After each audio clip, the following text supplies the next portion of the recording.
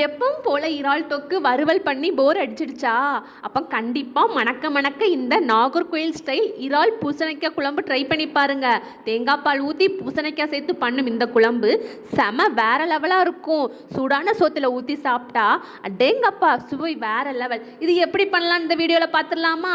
இது பண்ணுறதுக்கு நான் இறாலை வாங்கி நல்லா கழுவி சுத்தம் பண்ணி வச்சுருக்கேன் பாருங்க. இதில் முக்கியமாக முதுகில் ஒரு பிளாக் கலர் நரம்பு இருக்கும், அதை மறக்காமல் ரிமூவ் பண்ணிடுங்க. அப்போ தான் உடம்புக்கு நல்லது. இப்போ தேவையான பொருள் பார்த்திடலாமா?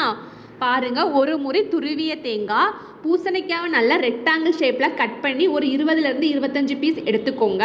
உரிச்சு வச்ச சின்ன வெங்காயம் 15லேருந்து 20, மிளகுத்தூள் 2 டீஸ்பூன், தேவையான அளவு கருவேப்பிலை, வத்தல் பொடி, மல்லித்தூள் 3 டீஸ்பூன், ஒரு லெமன் சைஸ் அளவு புளி, தேவையான அளவு உப்பு, அப்புறம் சமைக்கிறதுக்கு தேங்காய் எண்ணெய் எடுத்துருக்கேன். நீங்கள் என்னென்ன யூஸ் பண்ணுவீங்களோ அதை யூஸ் பண்ணிக்கோங்க. இப்போது ஸ்டவ் ஆன் பண்ணி ஒரு கடாயை வச்சுக்கோங்க. அதில் 2 டீஸ்பூன் எண்ணெய் ஊற்றிட்டு உரிச்சு வச்சிருந்த சின்ன வெங்காயத்தையும் போட்டு கொஞ்சோண்டு கருவேப்பிலையும் போட்டு நல்லா வதக்குங்க. வெங்காயம் நல்லா வதங்கினதுக்கப்புறம் காரத்திற்கேற்ப மிளகாய் தூள் சேர்த்துக்கோங்க.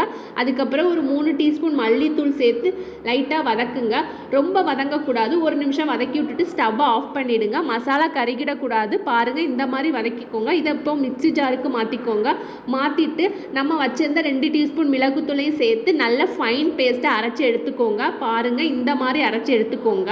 இப்போது நெக்ஸ்ட்டு மண் சட்டி எடுத்துக்கோங்க. அதில் ஒரு 4 டீஸ்பூன் எண்ணெய் ஊற்றிக்கோங்க. எண்ணெய் சூடானதும் 1 டீஸ்பூன் கடுகு போட்டுக்கோங்க. கொஞ்சோண்டு கருவேப்பிலையும் போடுங்க. கடுகு பொரிஞ்சதும் நம்ம கட் பண்ணி வச்சிருந்த பூசணிக்காவையும் போட்டு ஒரு 2 நிமிஷம் நல்லா வதக்குங்க. வதங்கினதுக்கப்புறம் நம்ம கழுவி வச்சிருந்த இறால் மீனையும் போட்டு ஒரு 2 நிமிஷம் நல்லா வதக்குங்க. பாருங்க, இந்த மாதிரி நல்லா வதக்கிக்கோங்க. இது வதங்கினதுக்கப்புறம் நம்ம அரைச்சி வச்சிருந்த மசாலாவை இது கூட சேர்த்துக்கோங்க. சேர்த்துட்டு ஒரு லெமன் சைஸ் புளி எடுத்து கரைச்சி அதையும் இது கூட சேர்த்துக்கோங்க.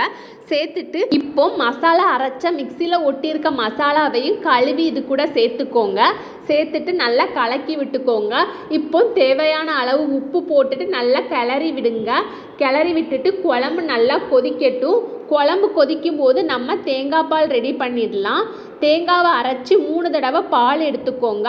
ஃபஸ்ட்டு எடுத்த பாலை தனியாக வச்சுக்கோங்க. 2வது 3வது தடவை எடுத்த பாலை இப்போ குழம்புல சேர்த்துக்கோங்க. சேர்த்துட்டு நல்லா கலக்கி விடுங்க. ஒரு 10லேருந்து 15 நிமிஷம் நல்லா கொதிக்க விடுங்க. பாருங்கள், இப்போ குழம்பு நல்லா கொதிச்சு வந்துட்டு இப்போ நம்ம ஃபஸ்ட்டு எடுத்த தேங்காய் பாலை இதில் சேர்த்துக்கோங்க. சேர்த்துட்டு நல்லா கலக்கி விடுங்க. கலக்கி விட்டுட்டு கொஞ்சோண்டு கருவேப்பிலையை மேலே தூவிட்டு ஒரு 3 நிமிஷம் கழித்து ஸ்டவ்வை ஆஃப் பண்ணிவிடுங்க. குழம்பு ரொம்ப கொதிக்கக்கூடாது மக்களே. பாருங்க, மணக்க மணக்க தேங்காய் பால் பூசணிக்காய் இறால் குழம்பு ரெடி.